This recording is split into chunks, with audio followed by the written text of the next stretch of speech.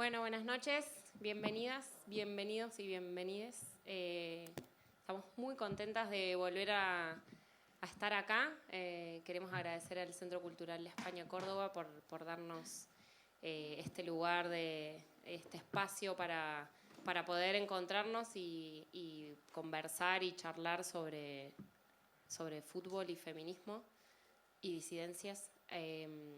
Estamos acompañadas nuevamente, Flor Braco de Abriendo la Cancha, Sofi Carlopio de Futboleras Organizadas Córdoba y Anuka Fernández, que es periodista y comunicadora en medios de LatFem, La Tinta, Radio La Tribu. Además de escribir sobre fútbol y feminismo, también coordina talleres de escritura y participó en este año en lo que fue el libro Pelota de Papel 3. Fue una de las periodistas que estuvo, digamos, en la cobertura del Mundial Francia 2019. Así que, le damos la bienvenida. Gracias por venir. Gracias a ustedes por venir y estar acá con nosotras. Vamos a ver un video que hicimos, digamos, un rejunte de algunas cosas que sucedieron en este mundial. A nivel mundial, no solo local. Queremos que lo veamos juntos y que, después a raíz de ahí vamos a conversar algunas cosas.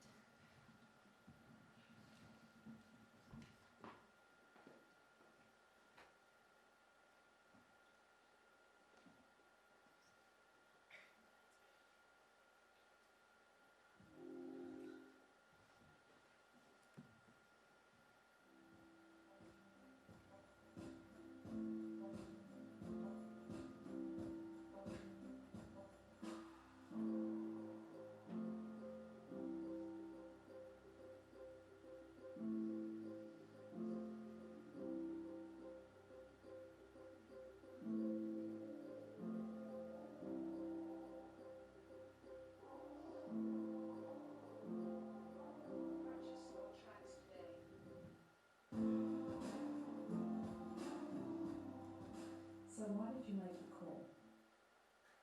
It's as easy as it's been a time, a while, where I had the same feeling that I felt like I was maybe an object in a big piece, where we weren't considered as professionals as we should have been, ambition-wise.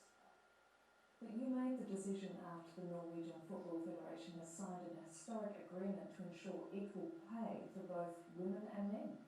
Because in the end, it's not about money either. It's all about attitude and respect for the sport. Women being treated equally as men. And it's a funny part, because obviously I've never been thinking about money during the sport, because there's no money in women's football. Or that's not what you dream of, first of all. It's getting bigger now. But on the other side, it's all about the attitude. Where do you put your woman in the spot they deserve in that case? And dream big. Absolutely. Weißt du eigentlich, wie ich heiße? Und ich? Genau. Wir spielen für eine Nation, die unseren Namen nicht kennt. Aber dass wir dreimal Europameisterin waren, weißt du schon, oder? Nicht? Stimmt, es waren ja auch 8-mal. Beim ersten Titel gab es dann 4 Kaffeeservice. Seit es uns gibt, treten wir nicht nur gegen Gegner an, sondern vor allem gegen Vorurteile. Frauen sind zum Kinderkriegen da. Gehören in die Waschküche. Wie Amateurfußball, nur in Zeitlupe. Aber weißt du was? Wir brauchen keine Eier. Wir haben Pferdeschwänze.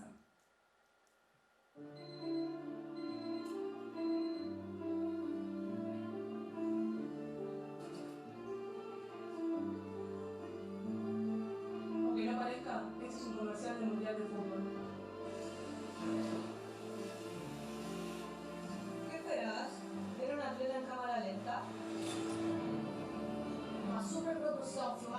diretor famoso? Não. Esse é o comercial do Mundial Feminino. Parece uma Chalmers. E nada nos paga tener.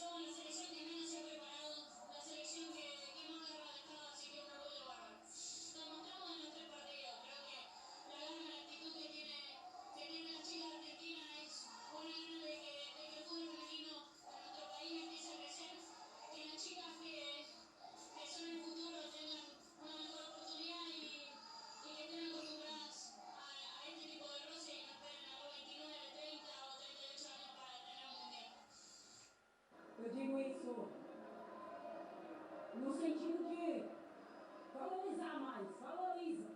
A gente pede tanto, né? Pede apoio, mas a gente também precisa valorizar, sabe? A gente tem que chorar no começo para sorrir no fim. Quando eu digo isso, é querer mais, é treinar mais, é se cuidar mais, é estar pronta para jogar 90 e mais 30 minutos, quantos minutos for. É isso que eu peço para as meninas. Não vai ter uma formiga para sempre, não vai ter uma Marta para sempre, não vai ter uma Cristiane. E o futebol feminino depende de vocês para sobreviver. Então pense nisso, valorize mais. Chore no começo para sorrir no fim.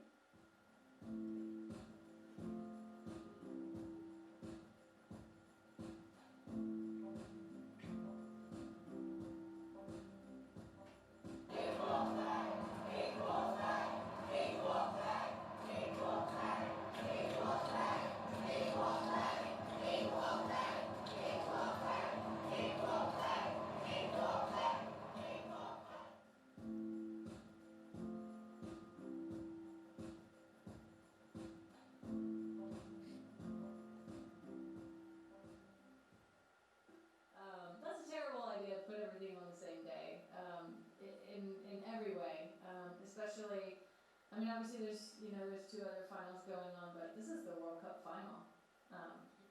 This is like cancel everything day. So no, I don't know how that happened. I think I heard somewhere that it was, they just didn't think about it. Just like the problem that you just didn't think about it. When the World Cup final is set, so far in advance, it's actually unbelievable. So no, I don't think that we feel the same level of respect, certainly that FIFA has for the men and just in general. There's nothing that can phase this group. We're chilling. We got tea sipping. We got celebrations. We have pink hair and purple hair. We have tattoos, dreadlocks. We got white girls, black girls, and everything in between. Straight girls, gay girls. Hey! I'm going to fight White House. No, I'm not going to the White House.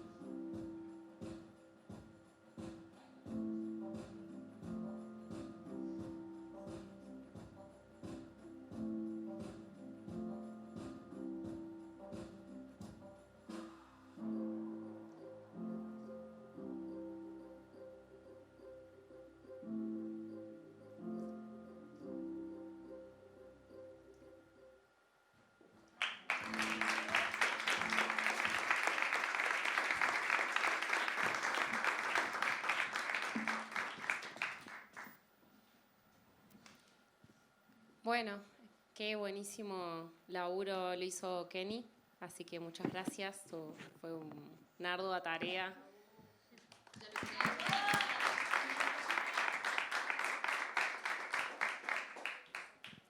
Bueno, no sé, pero yo me emocioné en varios momentos.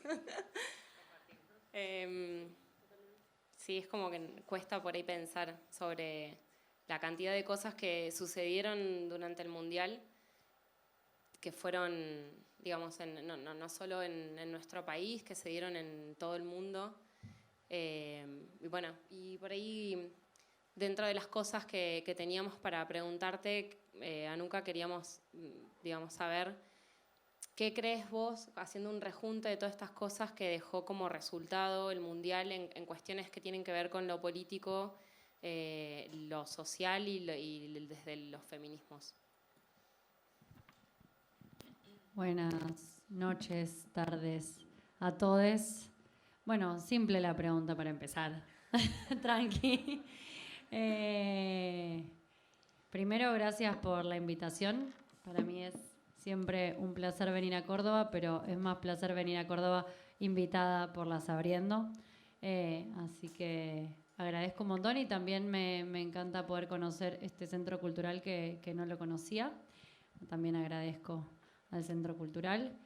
Creo que el video resume muy bien, digo que es una gran síntesis que hizo la Kenny de lo que el Mundial dejó, ¿no? Como puntapié para poder pensar y debatir, porque me parece que es eso lo que también permite el Mundial como plataforma de visibilización, ¿no? De muchas de estos ejes.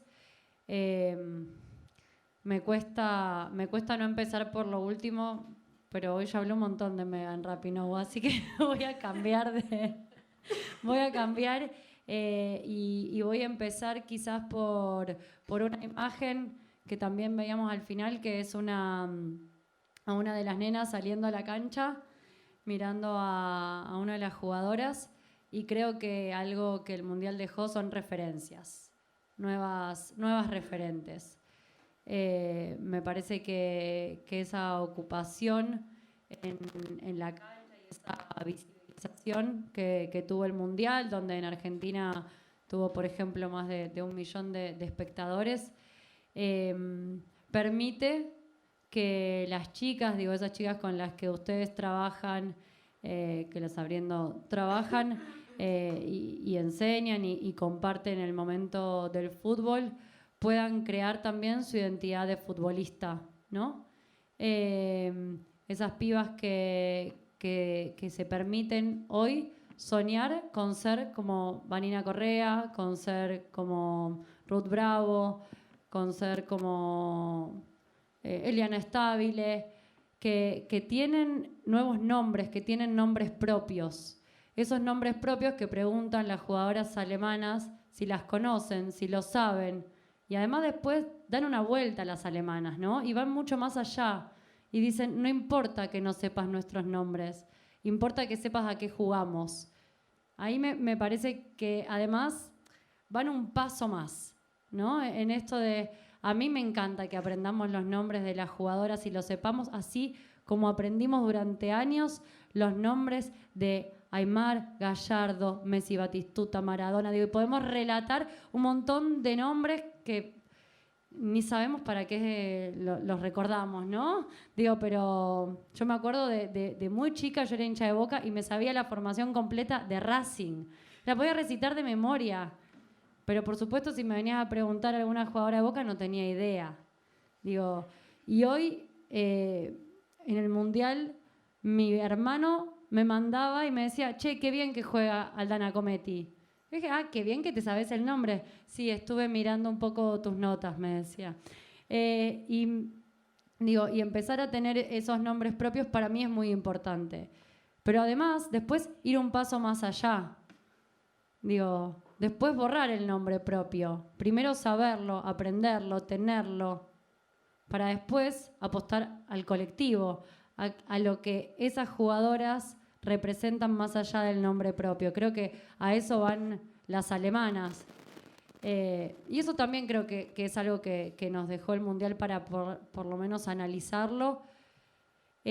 Todas las reivindicaciones de las distintas selecciones que las escuchamos en los micrófonos después de los partidos, todas las jugadoras de cada selección se dieron el tiempo para enunciar cuáles eran sus luchas, para hacerlas visibles, aprovechando que los medios tenían el foco puesto ahí. Y también en esas reivindicaciones pudimos ver las diferencias existentes entre los distintos países.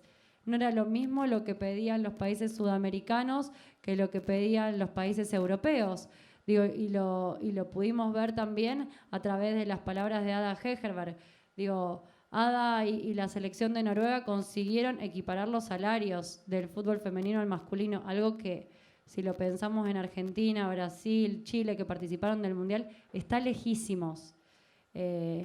Eso también permitió el Mundial, empezar a entender cuáles son las distintas situaciones de cada país, y amén de que estaban todas reclamando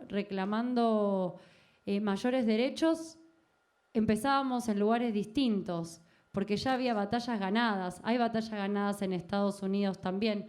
Aún así, cuando las jugadoras se plantaron frente a su federación para pedir equiparación de salarios, las estadounidenses tienen una política de Estado en donde en todas las escuelas se da fútbol femenino, donde las chicas van a la escuela con su pelota y su mochila, cosa que no pasa, por ejemplo, en Argentina. Entonces, con todas esas diferencias, también las pudimos ver en la cancha. Digo, por eso cuando hablábamos y podíamos comentar los partidos y veíamos la diferencia deportiva que había entre las potencias a las que se enfrentó Argentina, hablábamos de esas diferencias que tienen que ver con políticas que están por fuera de un campo de juego, ¿no? Y que se reflejan en el campo de juego, pero que si una no las enuncia por ahí, no se hacen visibles. Me parece que eso también dejó el Mundial. Y después creo que, bueno, lo charlábamos antes con Sofía y con la Chun en una radio en la que nos invitaron. Creo que este fútbol empezó a tirar abajo ciertas normativas y mandatos del fútbol hegemónico, desterró el mito de la homosexualidad en el fútbol, bien lo dijo Rapinoe y bien lo dijo Jacobson, la jugadora sueca que salió a besar a su novia después del partido, a su novia que además es jugadora danesa, a la que dejaron afuera antes de jugar el Mundial. Y se dijo de distintas formas. Lo dijo también Lorena Benítez cuando habla de su maternidad y cuando hace visible que su pareja no es un compañero sino una compañera.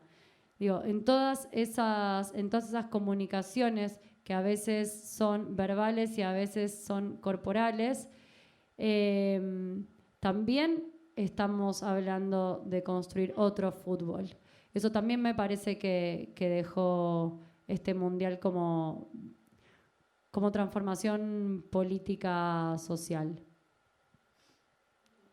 Después podemos seguir, pero me parece que está bueno abrir, ¿no? Ahí. El otro día hablamos un poco ahí en el programa de radio de subversiones sobre también esta vinculación del movimiento feminista y qué ocurrió en el Mundial, ¿no es cierto? Y no solamente lo que le pasó a Argentina, sino también entender cómo las luchas de las mujeres y las disidencias dentro de un movimiento que es bien amplio, los feminismos, particularizado también en cada país, ¿no es cierto? No es lo mismo pensar en igual paga que lo que está planteando Ada, es como el movimiento feminista también es, contextual y particular, no va a ser igual las luchas y por suerte, que tenemos esa diversidad. Y otra cosa que me parece que estábamos hablando también, pensando un poco esta mesa, era cómo se encontraron dos generaciones, más generaciones, varias generaciones en esto que mostraba, esto que dice Marta, esto que habla Flor Bonsegundo y Estefanía, que le hablan a las pibas, ¿no? Que es un poco lo que está diciendo en términos de cambio para pensar otras condiciones, otras oportunidades de desarrollo del deporte y de inclusión, digamos, sobre todo. O sea, que ya, digamos, viene diferenciado por las particularidades de cada país, pero que sí hay un lenguaje común que las une en las restricciones, digamos, que han tenido todas, ¿no? Totalmente, sí, eso para mí es fundamental y fue fundamental en este mundial la recuperación de la historia del fútbol femenino. Lo vimos en Francia, en todas las sedes, había un lugar que era como para fans, podías ir a ver el partido ahí, podías ir a jugar, y había también un lugar donde había una exhibición de fotos, y en todas las exhibiciones de fotos estaban las pioneras del fútbol francés, pero además estaban las pioneras del fútbol femenino inglés, digo, que fueron las primeras mujeres que habían quedado en las fábricas mientras los hombres se iban a la guerra. Ellas habían quedado trabajando en las fábricas y en los ratos de tiempo libre bajaban al patio de las fábricas a jugar al fútbol, y ahí empezaron a crear sus propios equipos. Y convocaban un montón de público, llegaron a llenar estadios, generaban muchos ingresos, esos ingresos que no se los quedaban ellas, a ellas le daban cigarrillos y algunas monedas, iban a los hospitales para atender a los hombres que volvían de la guerra. Bueno, el primer partido internacional en 1921 fue entre francesas e inglesas, después de que las sufragistas crearan el primer equipo de fútbol inglés. Y cuando los varones volvieron de la guerra, pasó algo muy curioso que no se imaginan, que fue que prohibieron el fútbol femenino, ¿no? Porque, ¿para qué? Si ya tenemos a los varones que volvieron de la guerra y pueden ir a jugar. Bueno, digo, toda esa recuperación de la historia que decía Flor en este entrecruce de las generaciones, a mí me pareció muy importante porque después las jugadoras, tanto de Argentina como de Inglaterra, cuando fue el partido que disputaron en Le Havre, las dos, las que hablaron, Lucy Bronze por un lado y Ruth Bravo, ambas en la conferencia de prensa, nombraron a las pioneras del fútbol femenino de su país. Creo que ninguna de las dos sabía que la otra iba a nombrar también a las pioneras, pero por algo, digo, y creo que ahí también va el movimiento feminista en la recuperación de la historia y de la memoria, las enunciaron, las hicieron visibles a esas jugadoras que en su momento fueron invisibilizadas, y que llegaron también a jugar ese mundial de 1971 en México, cuando todavía la FIFA no organizaba los mundiales, sin director técnico, sin reconocimiento, sin médico, sin indumentaria, tanto de Argentina como de Inglaterra. Y para las pioneras era muy importante estar ahí. Y era muy importante también el acercamiento que tenían los medios hacia ellas y ese reconocimiento, ¿no? De poder decir, hoy tenemos nombre también, hoy se acuerdan de nosotras jugando en ese mundial, y hoy las jugadoras también nos mencionan, nos traen. Me parece que en ese vínculo que decía Flor de Vanini, diciendo no queremos más esperar a que una jugadora cumpla 29 años para estar en un mundial, y de Marta mirando a la cámara y hablándoles directamente a las chicas de las generaciones siguientes, me parece que es importante que además esas chicas sepan que antes que las que están hoy en esta cancha, hubo otras que también abrieron la cancha. Digo, que estuvieron desmalezando los potreros, porque lo que hacían también era eso, ir a sacar los yuyos de los potreros y correr y limpiar la tierra para jugar. Y después pedirle permiso a los varones. Y después, si no las dejaban, correrlas. Y bancarse que les gritaran marimacho, machonas. Digo, y todas ellas pusieron el cuerpo para que hoy nosotros también podamos estar hablando de este fútbol, jugándolo y construyéndolo. Entonces, también me parece que el Mundial permitió esa historización. Y también, bueno, después digo, ya corriéndome de este eje, pero no muy lejos, vimos el comercial en donde está la jugadora chilena, la jugadora brasilera y Vanina Correa, que habla un poco también de algo que también dejó ver el Mundial, ¿no? Y que lo cuentan las jugadoras, lo que es la doble o triple jornada laboral, la maternidad.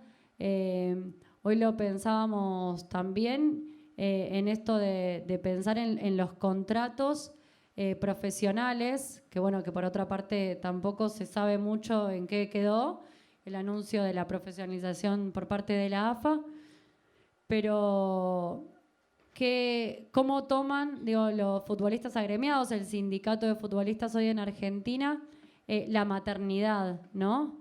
¿Dónde entra la maternidad en los contratos profesionales de las jugadoras? Bueno, no está, no aparece. Digo, y eso es lo que evidencia en la primera imagen Vanina Correa, ¿no? Preguntándose si este era un comercial de fútbol femenino y ella atendiendo a sus mellizos. Me parece que eso también dejó ver y deja como alerta este Mundial para analizar y pensarlo.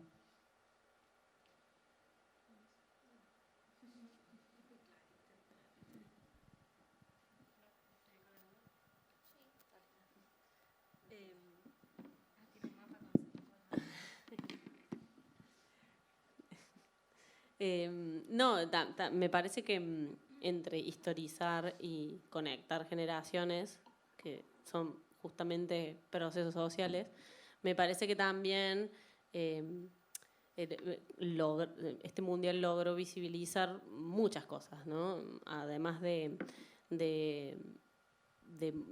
cuál es el lugar que está en disputa, digamos, adentro de la cancha y fuera, porque creo que pudimos ver un montón de cuerpos técnicos, un montón de público también, de mujeres, digamos, en la cancha, en una cancha mundialista, además de identidades y otras construcciones de disidencias, digamos, otras construcciones familiares y demás. Me parece que también me visibilizó como fue como un termómetro de la época, ¿no? De qué está sucediendo en cada uno de estos lugares, digamos, en relación a las luchas en el fútbol, ¿no? Me parece que en ese sentido a nosotros también me parece que en Argentina nos hizo ver, bueno, todo el camino que viene, pero también todo lo que no está, ¿no? Fue una oportunidad muy concreta para poder tener me parece un registro real de qué es lo que falta, y eso es como muy fuerte, no hay vuelta atrás. La conciencia de la situación de desigualdad, digamos, es suficiente para que eso se organice a modo de lucha y reclamo. Digo, es un puntapié, digamos, para que Rapinoe pueda hacer eso. También hay todo un contexto para que se pueda, ¿no es cierto? No, retomando un poquito esto, como dentro de las distintas situaciones de cada país hay como esto, retomando las palabras de Flor, este lenguaje común que es la igualdad, ¿no? Que no solamente es un contrato y un sueldo por mes, sino son distintas, digamos, lo que implica una estructura de fútbol, evidentemente en muchos países, y Estados Unidos creo que es el reflejo más cabal y más claro, que las chicas son las que más, comparándolo odiosamente para mí con el fútbol masculino, pero ellas también lo traen desde ese lugar, ellas consiguen mucho más títulos, son 4 veces campeonas del mundo, le mojaron fuerte la oreja a Trump, como hablábamos hoy en la radio, uno de los presidentes o el presidente más poderoso del mundo, ante una política muy desigual, cuando este fútbol feminista también viene a traer eso, ¿no? Desde las disidencias, desde las diferencias, pero ante una igualdad que nos acerque y nos construya desde ese lugar, ¿no? Ella rápido homosexual, Alex Morgan casado con un inmigrante, con todo lo que eso implica, dos temas muy sensibles en esta cuestión de la política en Estados Unidos, pero me parece que desde las diferentes necesidades, la igualdad de una estructura real es como el común denominador y la necesidad de este fútbol femenino que en Argentina tiene como la visibilidad en la Copa América, pero creo que esto es, como decían las chicas, un antes y un después, del cual no creo que haya una vuelta atrás, o después veremos las maneras donde nos gustaría más empezar a construir este fútbol distinto, y si es posible, yo creo que sí, y que muchas de estas cosas que pasaron antes, durante y después del Mundial son como el puntapié para construir un fútbol que, bueno, no tenga estas prácticas que por ahí tiene el fútbol hegemónico de varones que nos molestan o que no nos incluyen. Me parece que esa es la expresión, que buscamos un fútbol femenino que nos incluya. Yo ahí retomo algo de lo de la igualdad, porque me quedé pensando que otra cosa que el Mundial tiene que ver con una inminente, y ya creo que ya llegó, mercantilización, ¿no? Del fútbol, ¿no? Ya lo veníamos viendo cuando Gianni Infantino había anunciado que en el 2030 el objetivo de la FIFA era duplicar el número de mujeres que juegan al fútbol, porque el negocio del fútbol masculino tocó un techo, ¿eh? O sea, no porque a Gianni Infantino o a FIFA como institución le interese el desarrollo real del fútbol femenino, más allá del negocio, ¿no?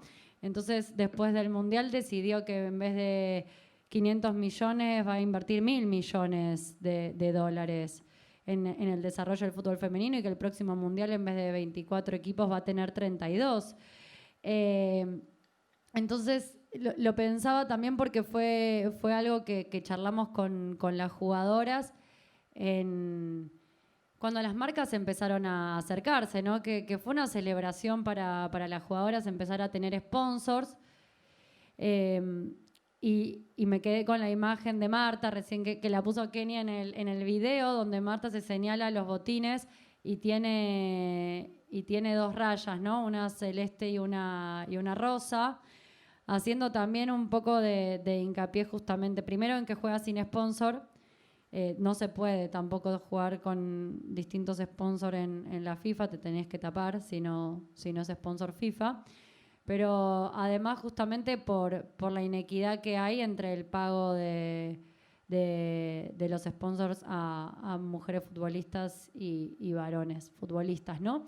Pero lo conversábamos con las jugadoras, y las posturas eran distintas, ¿no? En relación a eso y en relación a los representantes que se empezaban a acercar, porque también se empezaron a acercar en Francia, llegaban al hotel donde estaban las jugadoras.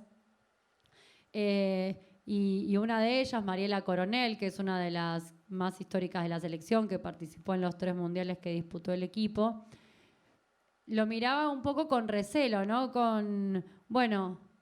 Y esto que se empiecen a acercar las marcas, ¿nos va a hacer caer en el fútbol de varones?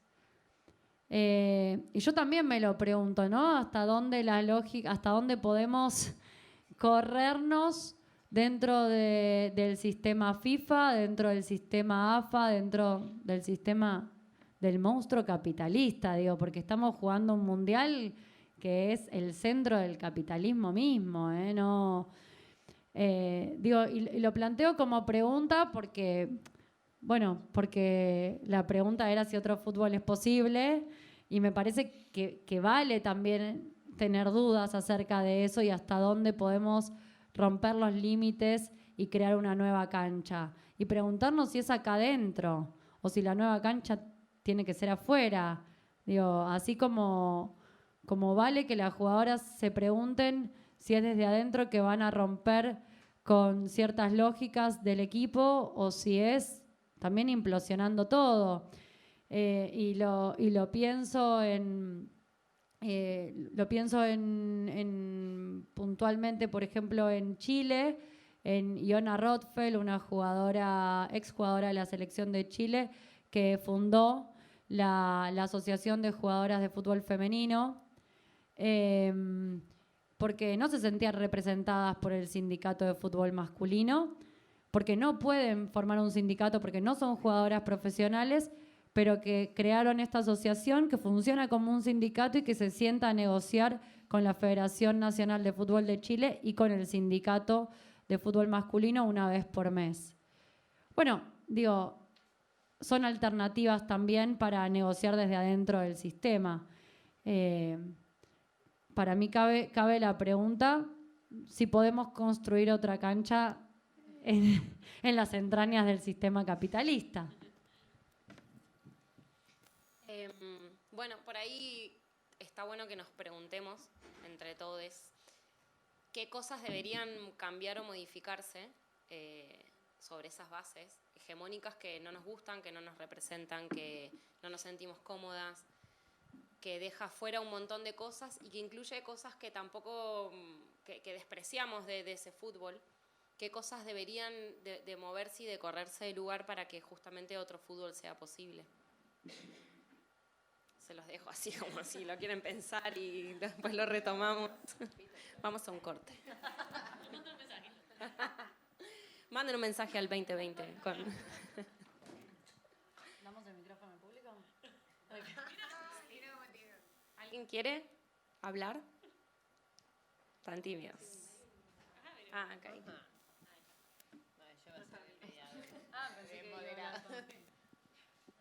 Ahí va.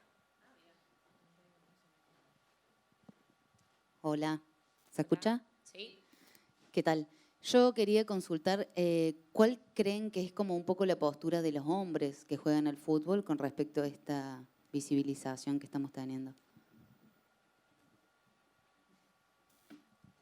Pues no lo sabemos.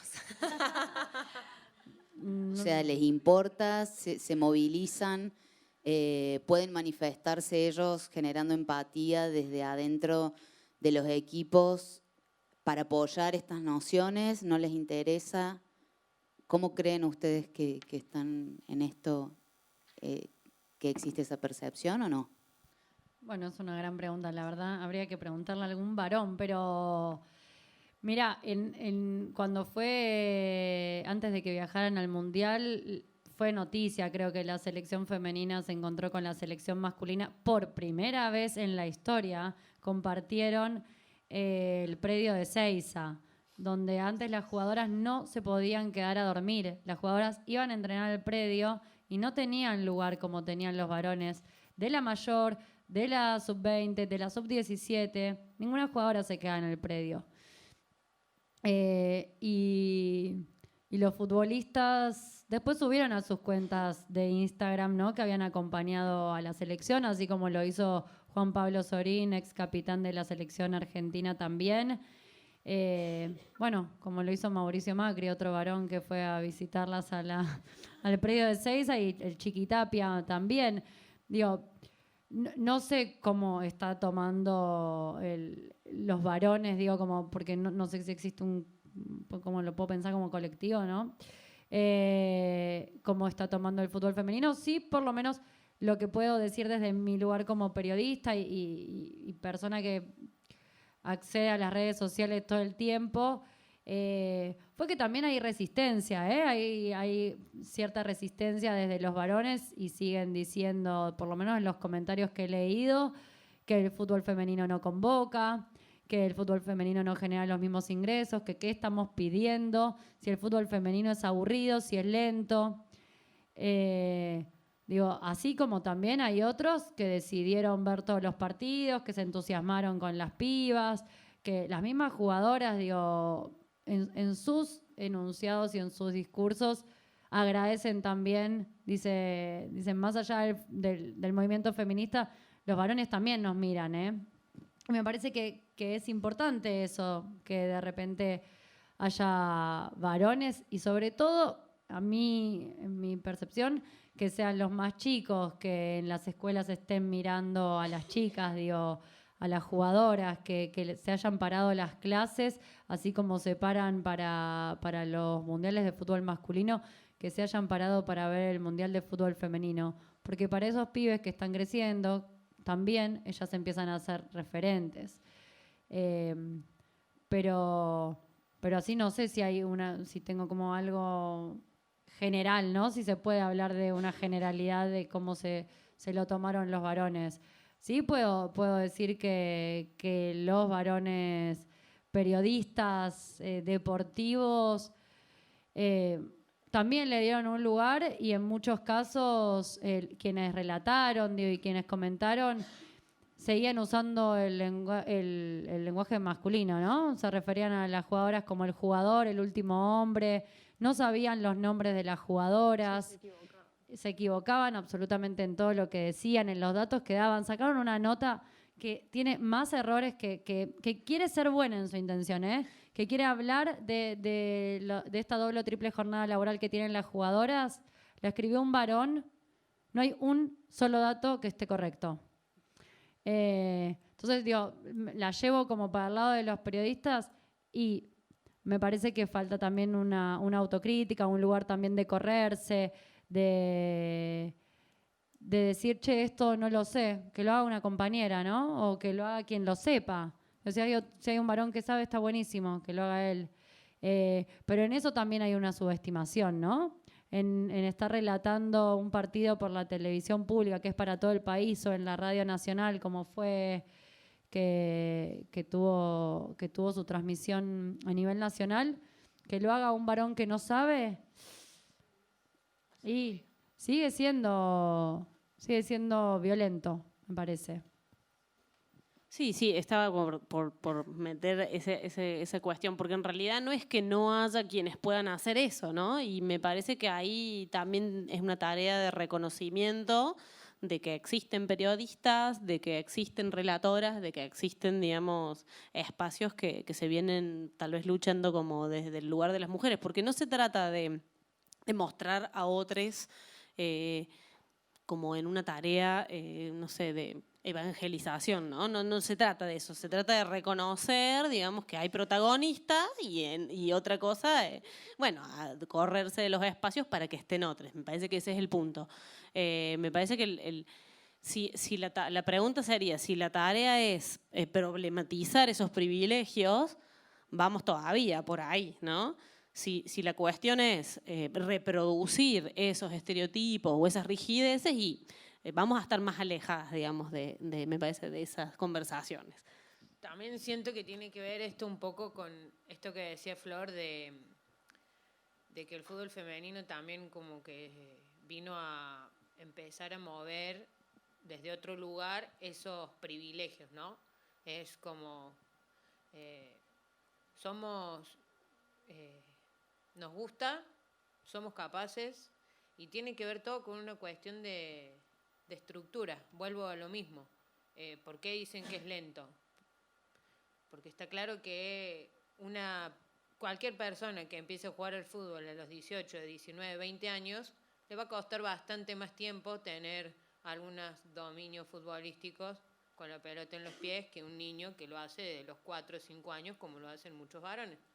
Entonces, tiene que ver todo un poco, volvemos a lo mismo, con la misma lógica de la estructura, ¿no? No solamente una ropa acorde al tamaño de los cuerpos y no el descarte de los varones, que al día de hoy en la liga de acá nomás sigue sucediendo, sino también esto de decir, bueno, hay mujeres que relatan, mujeres que comentan, mujeres que escriben, mujeres que juegan, o también hay hombres, porque en la cobertura hay hombres que hacen mucho tiempo que están y que saben de qué hablan, y que no por llenar espacios hay que, bueno, toma, hacelo vos para, no sé, porque a lo mejor hasta roza esto de, bueno, no se lo demos a las mujeres.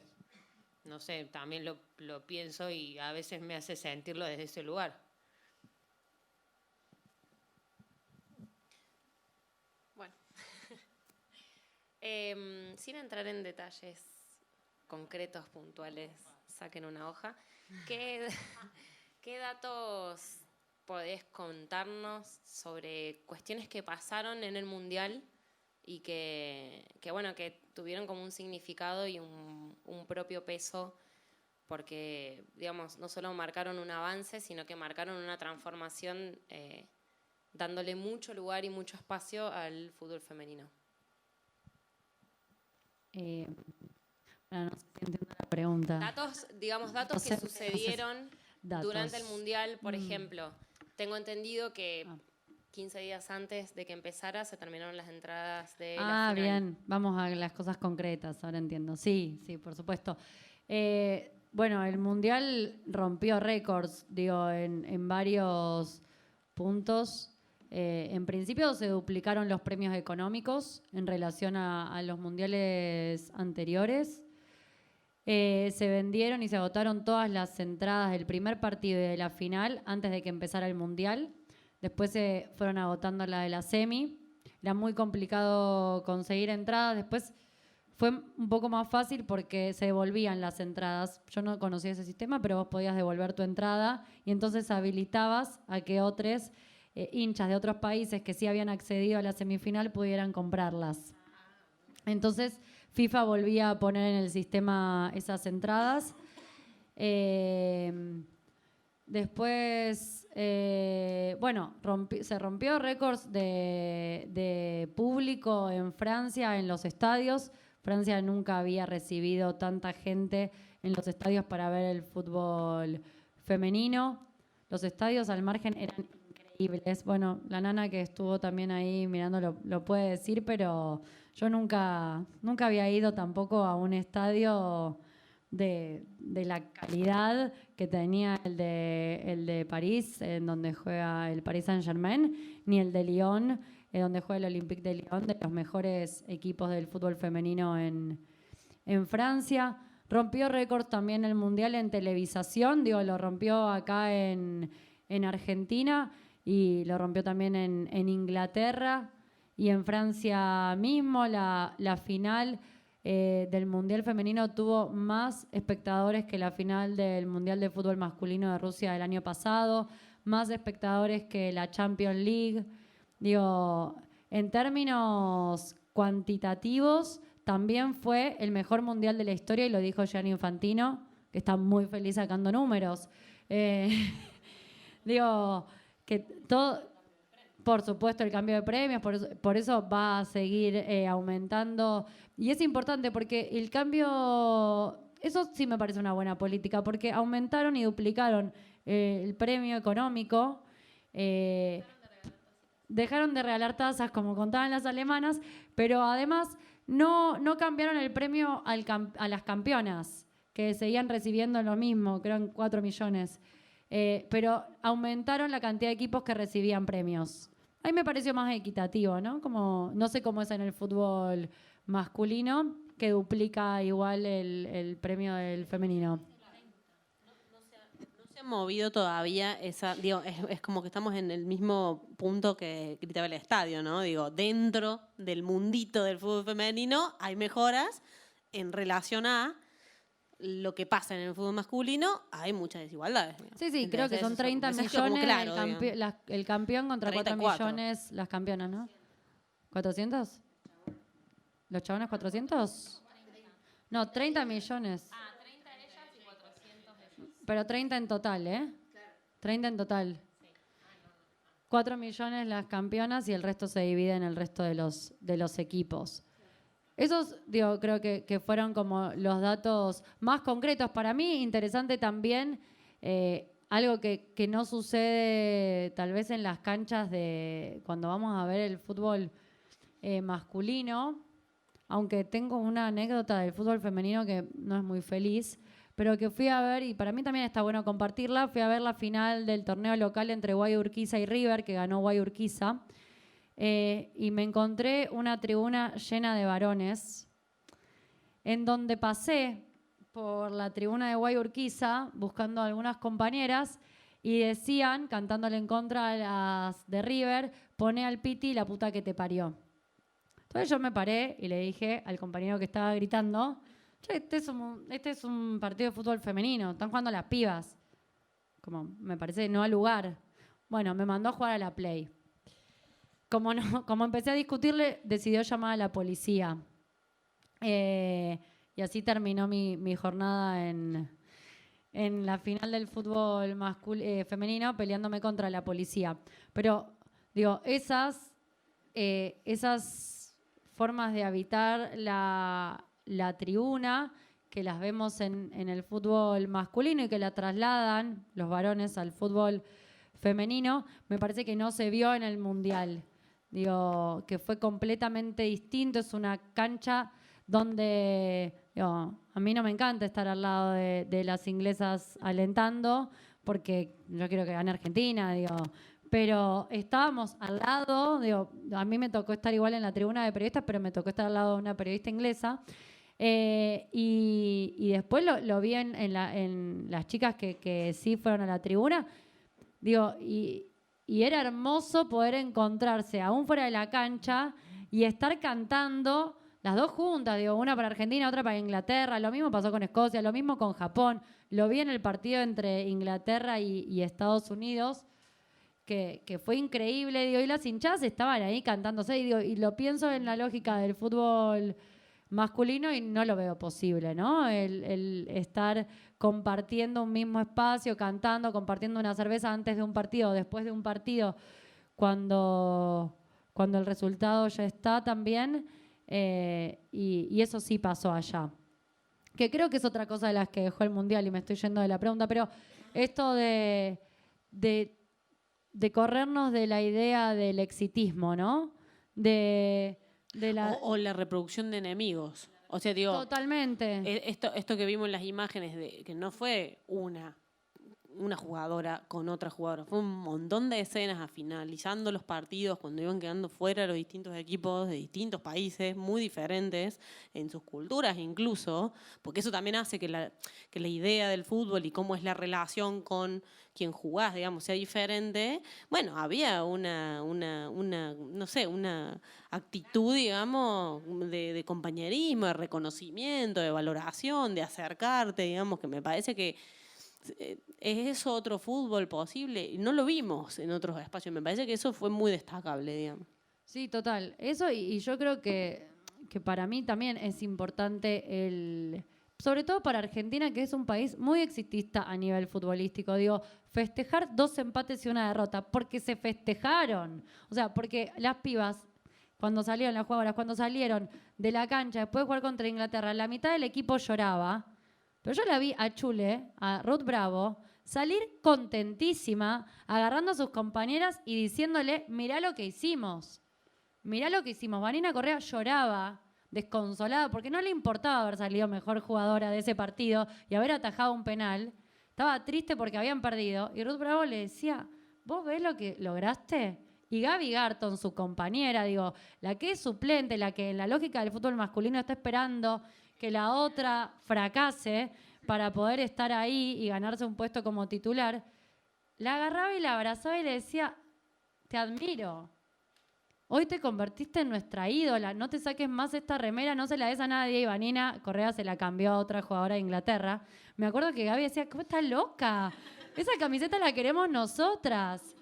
Pero digo, en esto había jugadoras que estaban muy tristes y había jugadoras que estaban muy contentas después de esa derrota tan ajustada.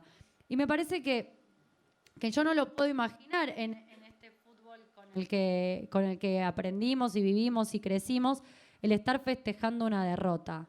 Porque no la sentimos derrota, porque no sentimos haber perdido, porque entendimos lo que es el contexto de estar jugando contra Inglaterra, porque las pibas volvieron y se quedaron afuera de octavos, y yo pienso, digo, ¿qué hinchas van a ir a buscar a una selección que no pasó a octavos? ¿No? Bueno, cuando podemos leer en esta construcción de otro fútbol en donde se festeja el primer punto contra Japón, como un empate. Bueno, yo me acuerdo que los periodistas nos miraban medio así, pero estábamos todas en la tribuna de prensa gritando como locas y llorando, también llorando por Aldana que había perdido el diente. Y era como, ¿qué festejan? Ah, no, este punto, este empate es histórico. Así como festejamos el empate contra Escocia, ¿no? Y creo que también lo vivieron así las jugadoras. Y ahí me parece que hay una mancomunión entre hinchada, movimientos feministas, jugadoras, que es correr esta cosa del exitismo y entender desde dónde estamos partiendo, ¿no? Desde qué desigualdad estamos hablando, de qué inequidad estamos hablando, y entender que es un proceso.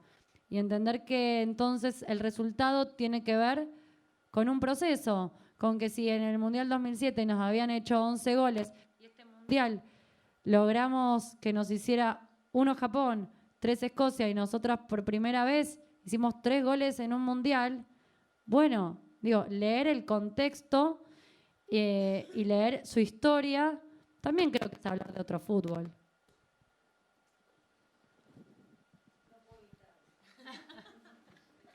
Sí. Aporto a eso porque me parece que responde también a un poco lo que preguntaban recién allá atrás, en cómo lo ven los varones y la repercusión y qué sé yo. Yo creo que para cualquier varón es muy complicado poder entender de qué estamos hablando. Incluso en las notas periodísticas, los comentarios, al menos con mis amigos, ponele. Es como, no entendés lo que se está peleando acá. Y creo que eso es algo que deja el Mundial, como la comprensión de que lo que se estaba disputando ahí no era un premio, no eran millones, era muchísimo más que eso. Y eso lo vimos en La Piojera, acá cuando nos juntamos a ver el partido, veías gente que yo estoy segura, doy fe, que no han visto fútbol en su vida y se llegaron a La Piojera porque estábamos peleando derechos. Estamos en la reivindicación de todas nuestras luchas, de las luchas históricas, y por eso yo siempre pienso en el fútbol como una trinchera más. El fútbol como una batalla más dentro de toda esta disputa que estamos dando, ¿no? Porque, bueno, es ese paso más hacia adelante que seguimos dando las mujeres y las disidencias. Y con respecto a este otro fútbol, si es posible o no, digo, bueno, hay lógicas de mercado y hay un montón de cosas que nos impiden pensarlo tan distinto, y además sigue siendo absolutamente binario, ¿no? Porque, bueno, eso. Sí, es que... Bueno, es que yo creo que esa es otra de las preguntas para pensar si otro fútbol es posible, ¿no? Porque, digo, eso, para mí el mercado y el binarismo en el deporte son los ejes que hay que pensar, ¿eh? Como por lo menos para mí, de los más fuertes para revisar y empezar a verlo. Una de las que hay una jugadora española que se llama Alba Palacios, que es trans, que juega en la segunda división del fútbol español. Bueno, también fue al Mundial, ¿no? Y ella decía, es la primera futbolista trans federada en España. Y ella en una nota me decía, bueno, ¿vos pensás que en un próximo Mundial a mí no me van a llamar, pero llamarán a una futbolista trans? Es que, bueno, no sé, empecemos a pensarlo, porque ahí también hay que derribar y repensar las barreras del Comité Olímpico Internacional, de los deportes de alto rendimiento. Digo, como me parece una lucha como... Creo que es la lucha que tenemos que dar, ¿no? Sí, y dentro de los clubes chicos, de los equipos, de lo que pasa en el potrero, digamos, lo que pasa en el barrio. Perdón. Ay, se convirtió en una charla. Digo, dentro de lo que pasa, porque también para llegar a ciertos niveles deportivos necesitas empezar desde la base. Y en los territorios, en los distintos territorios donde se va a desarrollar ese fútbol, no hay lugar.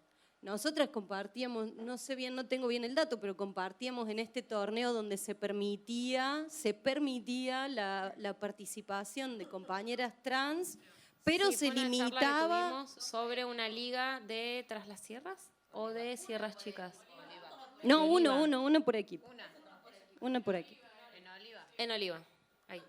Un campeonato, exacto. Claro, entonces de lo que parece ser la inclusión y tenía la como revolución restricciones. termina siendo algo espantoso, digamos.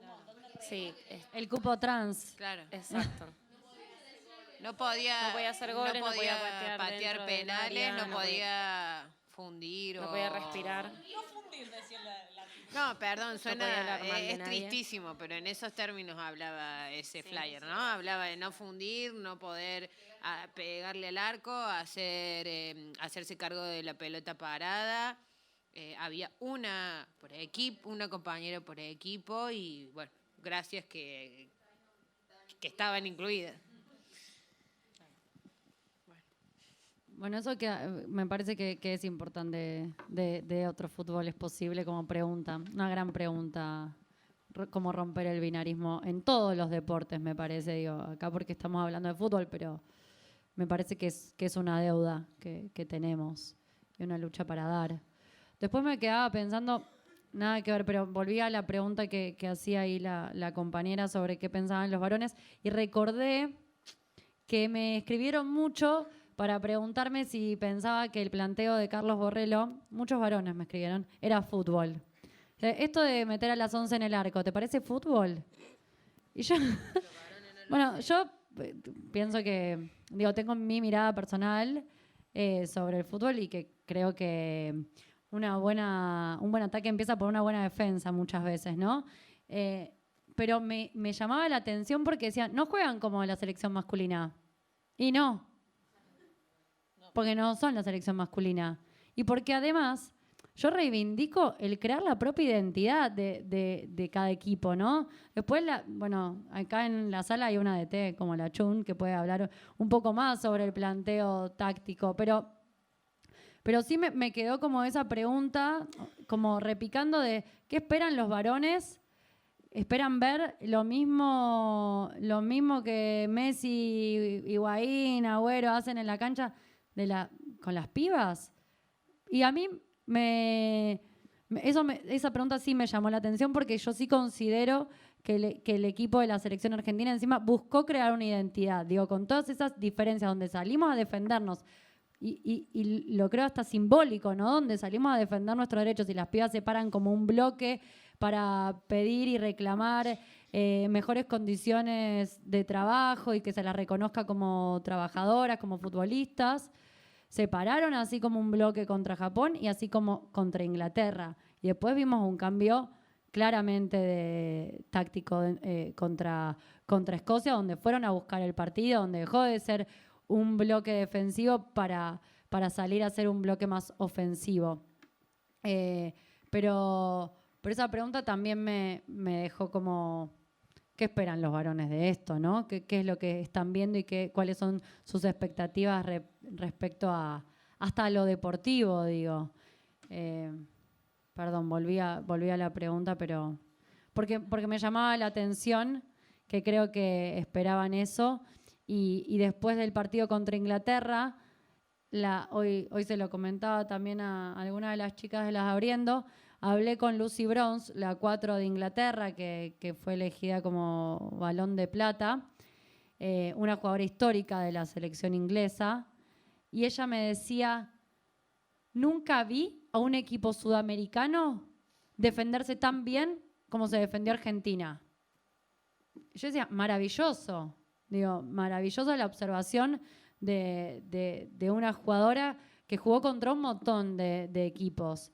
Decía, bueno, creo que también el Mundial puede llegar a dejar esto, crear una identidad futbolística, porque la selección, más allá de salir a pelear en la cancha un montón de reivindicaciones, también sale a crear futbolísticamente, porque lo estamos peleando desde el terreno deportivo.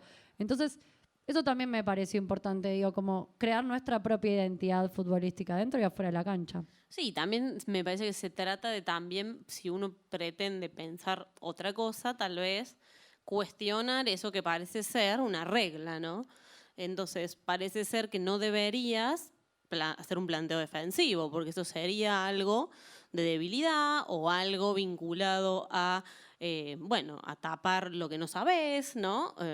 O no sería demostrar tu garra, porque puedes defender con mucha garra, creo que es lo que vimos, ¿no? Entonces, digo, ¿cómo se relaciona esas mismas ideas que hasta tienen que ver con todo lo que se carga a las mujeres en términos de estereotipos, ¿no? Digo, bueno, eso. No. Totalmente, totalmente.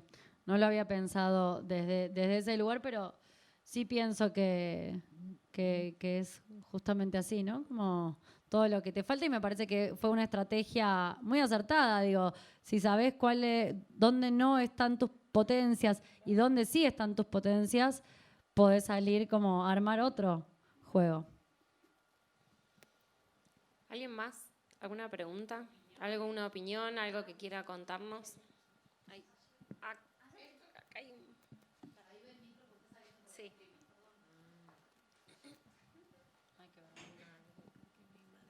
Mi hija me tiene miedo.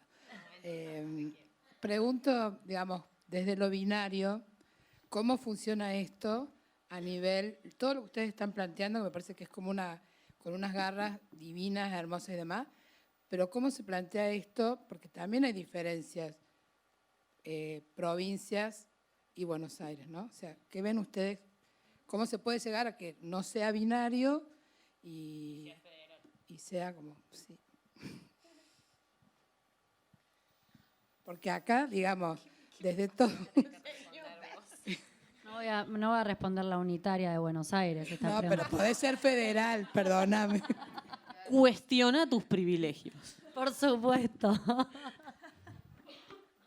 Porque en Córdoba todo es difícil. Todo es difícil. Es terrible, no difícil. Es terrible porque tenés una liga, y acá voy a hablar con... Sí. No, tiene que ver con que volvemos a lo mismo. Me parece que es mojarle la oreja a un sistema que es funcional a este binarismo de hombres, en el que se están moviendo muchas estructuras que están haciendo que las reglas de juego sean igualitarias y distintas. Entonces, como alguien se siente que está perdiendo poder, bueno, a nivel nacional pasa esto, pero acá quien quiera, yo pongo la mano encima, y quien quiera ser profesional no puede competir más en Liga Cordobesa. Y es una ridiculez porque quien no compite en la Liga de Origen no puede competir en AFA, quien no compite en AFA no compite a nivel internacional. O sea, cuando Conmebol exige un equipo de fútbol femenino, acá en la Liga te lo están prohibiendo. Entonces, como que, bueno, tiene que ver, considero, con esta movida de estructuras y de privilegios que evidentemente hagamos un fútbol profesional, pero siguen habiendo grises o ni siquiera cuestiones tenidas en cuenta, no solamente como cosas indispensables esto de la maternidad, no solamente para las jugadoras, sino para las mujeres que conforman un cuerpo técnico, porque también lo pueden llegar a tener como una opción de ser mamás. Y bueno, y esto también tiene que ver con una estructura de que, bueno, ustedes querían cambio, listo, en la liga no es más obligatorio, no se juegan 45 minutos, no hay posibilidades de que sea profesional, porque no hay una decisión política que acompañe porque a alguien le está quitando poder o le estás moviendo, le estás sacando el privilegio. Y para que eso cambie habría que cambiar o generar otra liga, que eso es otra opción. No es fácil, pero es generar otra liga, o en algún momento alguien se tiene que correr de esa cabeza de presidente de Liga Cordobesa que en vez de ir en pos de, atrasa, porque sigue atrasando, poniendo una mano encima de una cuestión a nivel federal. Bueno, pero la mano se saca rápido. Bueno, y no sé, ojalá. Pero si otro fútbol es posible, va a ser posible por la unión y por la fuerza de ustedes. Ustedes lo tienen que transformar en federal. No me des ideas de prender fuego la liga. Me parece que ahí el mayor desafío es como lograr una mayor concientización en digamos, las profesionales que hoy están en la Liga de Fútbol de Córdoba, que son las actrices principales y las protagonistas de este fútbol, que nos, digamos, en líneas generales nos está quitando y corriendo digamos, de cuestiones que se están dando a nivel nacional, de derechos y pasos a futuros que se están dando. Digamos, yo no creo que haya una profesionalización en Buenos Aires, que es el único lugar donde existe. Hay una semiprofesionalización.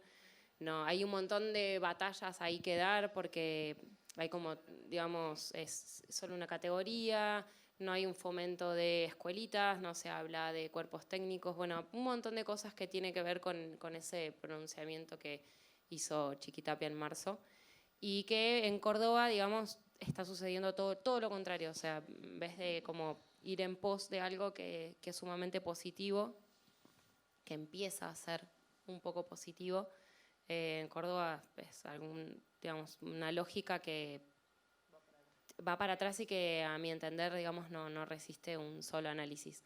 El tema es que ahí se empiezan a lograr un montón de mecanismos coercitivos en donde se empiezan a fragmentar a través de diferentes posiciones y posturas que empiezan a tener las jugadoras, que digamos, desde su espacio y desde sus posibilidades y sus herramientas también lo plantean. Se están dando un montón de charlas, que eso está buenísimo y se empiezan a dar. No es, digamos, yo no lo veo imposible, pero sí va a ser muy difícil, sobre todo porque quienes tienen que estar mayor concientizadas son ellas y, bueno, es como un camino a recorrer. ¿Vos querías decir algo? Ahí le chupo. Bajamos. Buenas. Hola.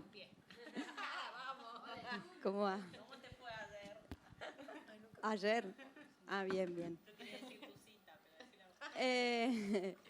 No, quería agregar a eso que se venía charlando, que, digamos, en el fútbol masculino ya de por sí hay una diferencia enorme entre lo que es el fútbol de Buenos Aires y lo que es el interior. Entonces, si a eso que ya existe y es discriminatorio y hay una forma de opresión por parte de los entes que regulan el fútbol, sobre todo la AFA, en relación a eso, si se lo trasladamos al fútbol femenino, es doble.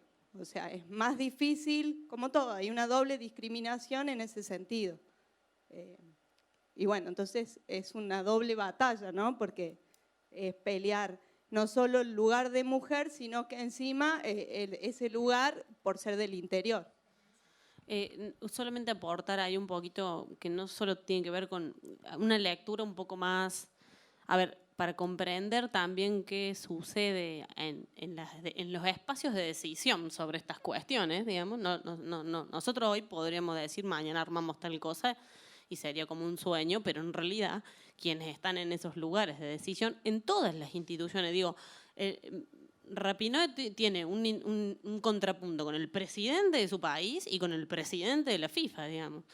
Y lo pudo tener, digamos, y pudo cuestionar, pero no está dentro de esa institucionalidad, digamos. O sea, me parece que lo mismo pasó en la conferencia de prensa donde el Chiqui cuenta la hermosa política nueva de profesionalización y le preguntan qué tiene que ver el movimiento de lucha por los derechos, porque ni siquiera le dicen feminismo, digamos, le dicen qué tiene que ver la lucha y lo que pasó con Macarena y qué sé yo, y él no responde, digamos, ¿no? Entonces me parece que la construcción de esas instituciones, que son quienes toman las decisiones y establecen las regulaciones respecto a lo que pase sobre este deporte, a las mujeres y a los varones, digamos, en el interior y en Buenos Aires, está inmersa, transversalizada por esas cuestiones que estamos diciendo, ¿no? Digo, el capitalismo, esa cultura machista, el binarismo. Entonces, la lucha digamos, que todo el estadio, digo, lo que significó que todo el estadio grite eso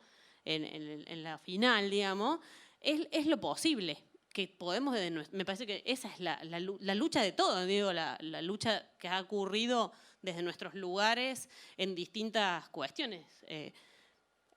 vamos a volver con el proyecto de ley del aborto, lo digo porque tiene que ver con lo mismo, ¿no? Con cómo entender las luchas sociales en relación a cómo son las instituciones.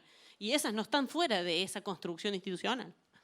Totalmente. Pensaba que cada vez que pudieron decir algo durante el Mundial, pensando en cómo imaginaban otro fútbol posible las jugadoras de la selección, ellas decían que esta profesionalización, que hoy podemos decir semiprofesionalización o anuncio de profesionalización no concretada todavía, porque no se sabe cuándo van a estar los contratos, no hay otro club que no haya sido San Lorenzo, que haya firmado contratos con las jugadoras, que además son de 8.000 pesos. Bueno, que tampoco tenemos una noción cierta de cuándo va a empezar el próximo torneo, porque la idea es que se firmen los contratos cuando inicie el torneo, pero el torneo no se sabe cuándo inicia.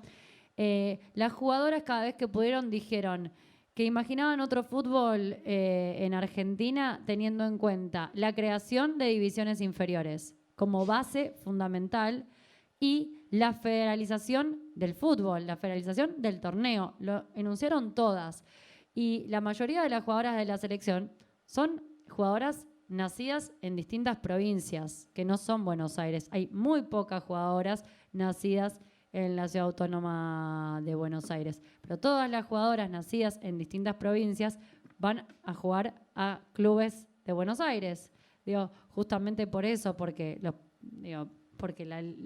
la visibilización del fútbol pasa por Buenos Aires, ¿no? Pero me pareció importante que las jugadoras sí se hicieran eco de esta federalización del fútbol y además de la creación de las ligas infantiles como base fundamental del desarrollo del fútbol. Digo, para completar antes que se vaya lo que estás contando de la profesionalización como anuncio, además, atándolo a la lógica mercantilista, también genera una situación de mucha especulación que termina siendo, principalmente perjudica a las jugadoras, porque hay jugadoras que ya van con promesas de pase a otros clubes, esos contratos no ocurren, ya hay varias noticias que salieron esta semana. Sí, a Sofía Rodríguez le pasó de irse de Platense Argentino Juniors y que su contrato no saliera.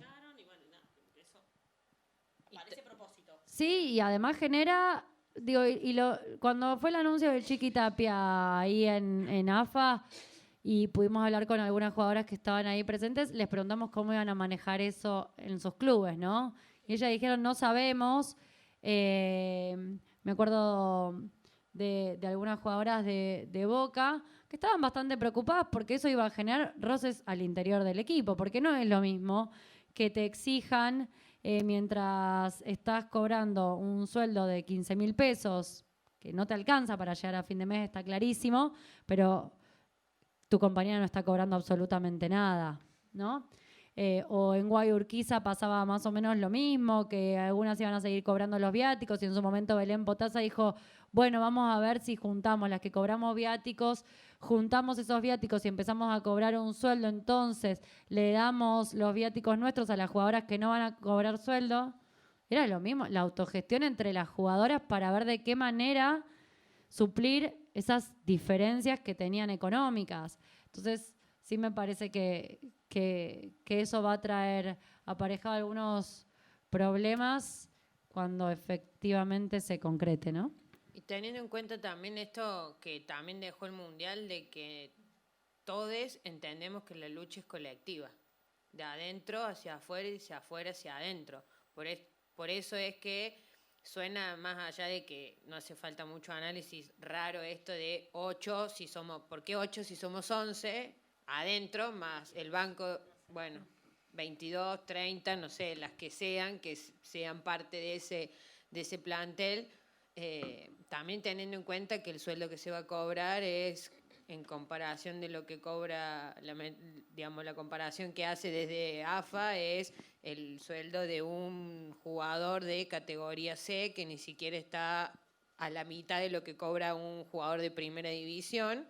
Entonces, creo que esto también habla un poco de la lógica de otro fútbol, de otra construcción de un fútbol profesional, federal, disidente, porque la lucha es colectiva. O entendemos que es así y que no hay necesidad de que 8 y el resto no, cuando en realidad en la liga acá, ahora al no ser obligatorio, todos los gastos corren por cuenta de los propios equipos, algunos más, algunos clubes se hacen cargo, otros no, y hay otros que directamente tuvieron que cerrar su fútbol femenino o no ser más parte de este torneo porque son realidades muy distintas entre los clubes donde, bueno, el peso de si querés jugar sigue siendo responsabilidad de la mujer, ¿no? Hay que hacer rifas, hay que vender el buffet, hay que subastar una camiseta, limpiar las canchas, seguir dando vuelta con...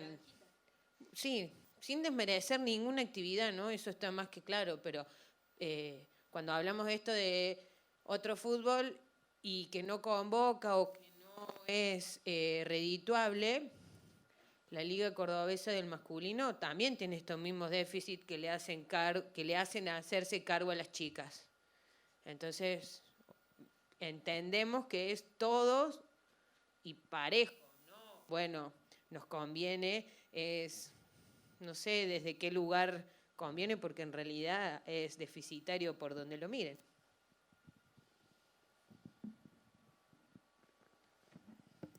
¿Alguna pregunta más? ¿Algo que quieran comentar? Sí. Bueno, buenas noches. Bueno, en esto que por ahí charlabas que recibías mensajes, volviendo a eso, cuando estabas en el Mundial, sobre todo de hombres, comparando esto, ¿no? De, bueno, cómo juega la selección masculina a cómo juega la femenina.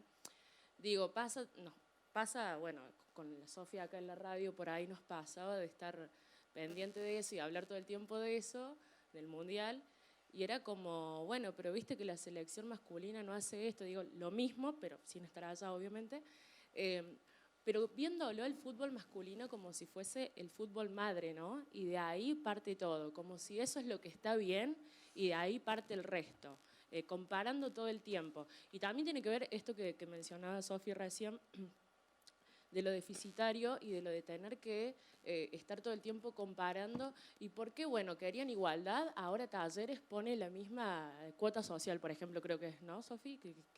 Entonces, bueno, listo, querían igualdad, ahí tienen eso. Como pensando y entendiendo que solamente viene desde lo económico y que, bueno, querían esto, ahí lo tienen.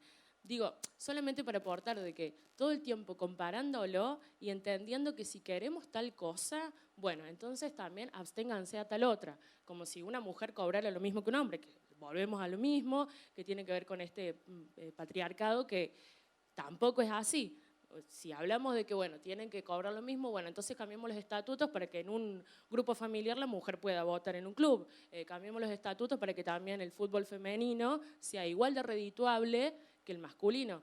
Y no, solamente fijarse en esto, de no, bueno, pero no juegan igual, no, bueno, pero querían igualdad, ahora paguen lo mismo. Bueno, sí, falocentrismo, heterosis patriarcado en su matriz más radical. Digo, creo que ahora ya, no sé, en el Mundial sucedió que todavía los medios seguían poniéndole a Vanini la Messi Argentina, ¿no? Creo que Vanini se cansó de decirlo, ¿no? Digo, agradezco que me comparen con Messi, tengo nombre, ¿no? Me parece que sí, que sigue siendo esta... Bueno, no es más que el patriarcado, digo, que sacar de la matriz de una matriz patriarcal, estar como viendo si lo otro es réplica o no. Lo dijo Ada Hegerberg, ya. O sea, no estamos peleando solo por una cuestión económica. Digo, no, a mí no me interesa que Noruega tenga igualdad de salarios entre la femenina y la masculina nada más. Digo, muy bien, lo logramos. Ahora, yo quiero las mismas condiciones. Digo, y ateniéndose también a las diferencias de la actividad. Digo, si partimos de 1000 siglos de desarrollo de déficit, entonces por ahí hay que invertir muchísimo más. Digo, eso es la diferencia entre la igualdad y la equidad, ¿no? Y me parece que va por ese lado. Digo, por eso yo decía que también se notaban las diferencias entre las distintas selecciones, porque donde en Argentina ni siquiera tenemos una igualdad de salarios, bueno, hay que ir a pedir todo, ¿no? Igualdad de salario, igualdad de condiciones. Digo, ADA está un paso más allá porque consiguieron ya, digo, ya dieron algunas batallas y las han conseguido. Pero sí me parece que la lucha no iba solo por lo económico, ¿no? Y me parece que eso como que quedó en claro en el Mundial.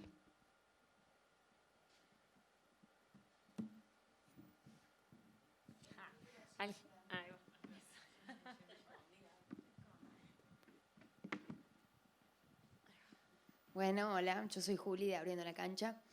Yo lo que le quería preguntarle a la Nuca para que nos cuente a todos era cómo había sido la experiencia de moverse en manada allá entre pibas, profesionales de la comunicación, comunicadoras, etcétera, todo lo que tenga que ver con comunicar lo que pasaba y eso, contenerse, estar buscando la nota, estar buscando el testimonio y cómo fue la experiencia de trabajar la cobertura de un evento deportivo que comúnmente siempre es, digamos, el ámbito del deporte, al menos lo que yo pienso, es que los pibes son los que copan la cámara y los que copan el espacio para escribir y los que tienen el privilegio en los medios. Y bueno, esto más que nada se lo pregunto para que nos cuente un poco, nos curiose sobre eso.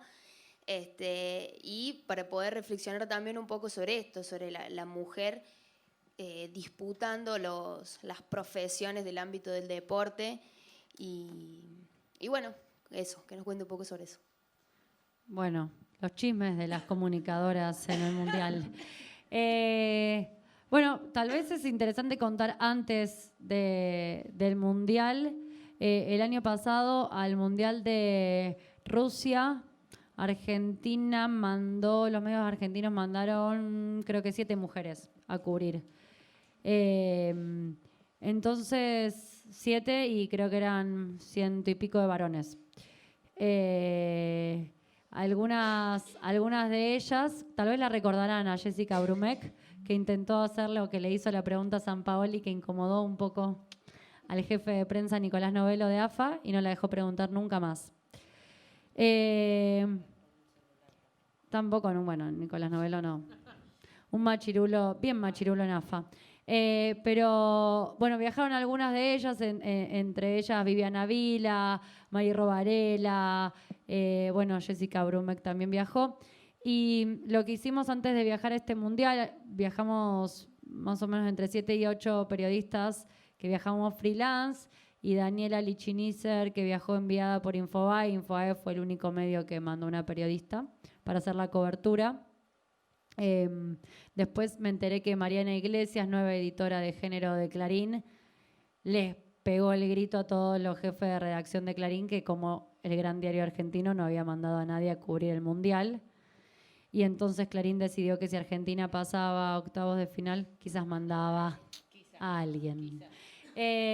Pero bueno, cuando decidimos viajar, yo me puse en contacto con alguna de las periodistas que había viajado al Mundial de Rusia, porque no tenía ni idea cómo era cubrir un mundial.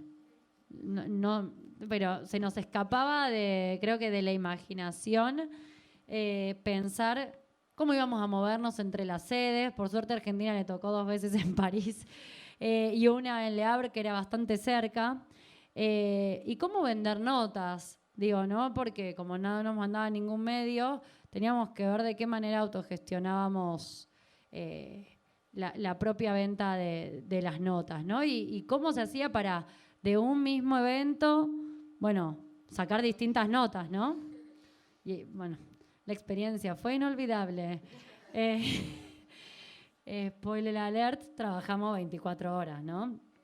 Pero creo que sí, hoy lo comentaba en la radio, llegamos a Francia habiendo todas tenido que llamar por teléfono a la FIFA porque de alguna manera u otra la FIFA no nos quería acreditar o no nos daba información. Entonces yo que pensé que había sido la única que había tenido que hablar con Alexander Holt, el señor de medios de FIFA. Pues me enteré allá que claro, que todas tuvieron que salir a pelear su acreditación, que ninguna entendía absolutamente nada de cómo hacer para acreditarte por partidos, qué pedir en los partidos. La FIFA no es que tampoco te habilitaba mucho la información, ¿no? Ni que era muy accesible. Tiene reglas muy claras que las tenés que cumplir si no te saca la credencial. Eso me habían advertido todas las periodistas que habían viajado y me dijeron, Anuka, no se te ocurra sacar el teléfono, sí, no se te ocurra sacar el teléfono en una conferencia de prensa para filmar porque te sacan de la conferencia de prensa. Y yo, bueno, ok. Pero me encontré, con periodistas que por ahí, algunas ya las conocía, como a Yelén Pujol, de la militancia futbolera, pero con periodistas como Daniela Lichinícer o como Agustina Vidal, que no las había cruzado, como Ile Manucci de Santa Fe o Bianca Osorio también de Rosario, con las que no había tenido nunca un trabajo en conjunto o no me había encontrado cara a cara. Y una vez allá trabajamos todas juntas. La tarea era difícil, tenías los entrenamientos que se suspendían por lluvia o por viento, o porque AFA no se ponía de acuerdo con FIFA, o porque FIFA cambiaba las condiciones de AFA. El hotel quedaba en una punta de París y donde entrenaban quedaban en la otra, y en el medio estábamos nosotras, que nos teníamos que mover en transportes públicos que eran carísimos, porque además fuimos a una de las ciudades más caras de todo el mundo en plena macrisis, ¿no? Como apuesta económica si las hubo para todas nosotras, que allá dejamos todos nuestros ahorros, comiendo croissant y queso, que era lo más barato, voy a decir por otra parte, ¿no? El pan 1 euro y el queso 2 euros. Así desayunábamos, almorzábamos y cenábamos. Pero el trabajo, creo que el trabajo se hizo posible solo porque trabajamos en conjunto. Porque en esto de ir a cubrir un mundial, cuando terminaba el partido tenías que ir a la conferencia de prensa y también a la zona mixta. Y había compañeras que no hablaban inglés. Entonces, para entrevistar a las inglesas o para entrevistar a las escocesas o a las japonesas, tenía que ir una que supiera, ¿no? Poder entrevistar en inglés. Entonces, nos dividíamos, porque además, muchos de los medios van con más de un periodista pago. Y algunos iban a cubrir la conferencia de prensa y otras la zona mixta. Bueno, nosotros éramos una cubriendo para un montón de medios, y teníamos que subdividir nuestro cuerpo en los distintos lugares. Entonces, ¿qué dijimos? Bueno, a ver, Aye, te vas a cubrir la conferencia, yo me voy a hablar con las inglesas, y Dani, de uno de los partidos fue así, Dani se iba a hablar con las argentinas, yo con las inglesas, y Aye se iba a cubrir la conferencia de prensa. La China Grayani, por otro lado, nos mandaba los datos que había sacado de afuera del estadio, y nos pasábamos los audios, los datos, y así cada una escribía para sus medios. Y además pasó algo muy interesante, que fue que, por ejemplo, la China Grayani tenía que escribir la tapa de Página 12, y para ella era un desafío porque nunca había escrito en un diario de tanto alcance, ¿no? Y para el suplemento feminista, además, porque tenías que hacer una lectura del movimiento feminista. Y entonces nos dijo, che, ¿le pueden dar una mirada antes de que la mande? Y a mí me parece que esa construcción es la construcción de una comunicación feminista, ¿no? Donde, bueno, no sé, eran las 5 de la mañana y habíamos escrito 2 notas cada una, y además nos dábamos el tiempo de poder leer la nota de la compañera. Yo me acuerdo de haber compartido la casa de Nemesia Hijos, que es antropóloga, que además se puso también a escribir para Página 12, colaborando con Ayelén Pujol, que escribía para La Nación, para Página. Y pasamos toda una noche hasta las 6 de la mañana, las 3, pasándonos datos, pues teníamos que entregar las notas, y eran 4 notas al día siguiente. Y uno dice que bueno, hubo un montón de trabajo, porque algunos medios hegemónicos acordaron que estaba bueno cubrir el Mundial cuando estábamos allá. Y era un trabajo intenso, y era un trabajo que a nosotras también nos interesaba para visibilizar lo que estaba pasando, pero los momentos de sentarse a escribir después de un partido a las 11 de la noche, escribir hasta las 5 de la mañana, también fueron adversos, porque comíamos mal, porque dormíamos poco, porque al día siguiente había que levantarse e ir a cubrir el entrenamiento. Digo, lo digo desde haberlo disfrutado, pero también de habernos encontrado bajo situaciones de estrés.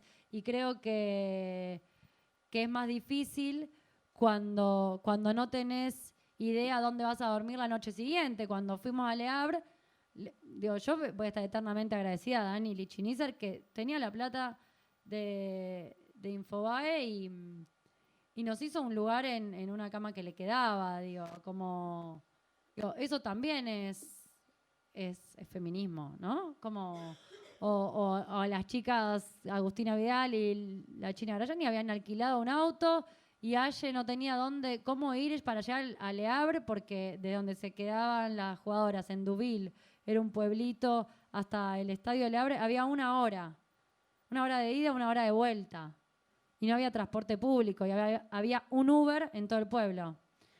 Entonces, digo, como con esas situaciones también nos enfrentábamos y a organización colectiva la sacamos adelante.